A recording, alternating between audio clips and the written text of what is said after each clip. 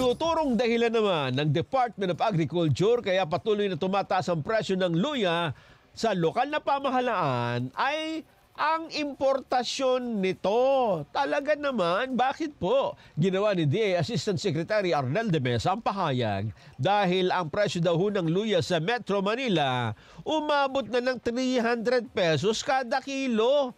Grabe naman mahal na luya yan, oo. Yung pako na lang, pwede naman siguro yun. Luya na rin yun eh. Malayo ito sa average na presyo na 80 pesos hanggang 100 pesos lang kada kilo. Anya, ang mga pag-i-import mula sa China ay patuloy at may iba pang mga dumadating mula Vietnam at Indonesia. Kung maraming luya na dumarating, bakit nagmamahal? Hindi ba? Hindi ba dapat nagmumura noong September 4,248.9 metric tons mula sa 13,725 ang inaasahang dami ang dumating mula sa China.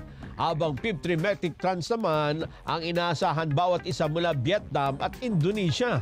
Sinabi pa ni De Mesa na ang pagdating ngayong taon ay mas mataas kaysa kabuang 143.75 metric tons ng kabuang inimport ng luya noong 2023. Iniugnay daw ni De Mesa ang kasulukuyang pressure sa presyo ng luya sa tumataas na demand sa industriya, epekto ng El Niño phenomenon at sunod-sunod na bagyo.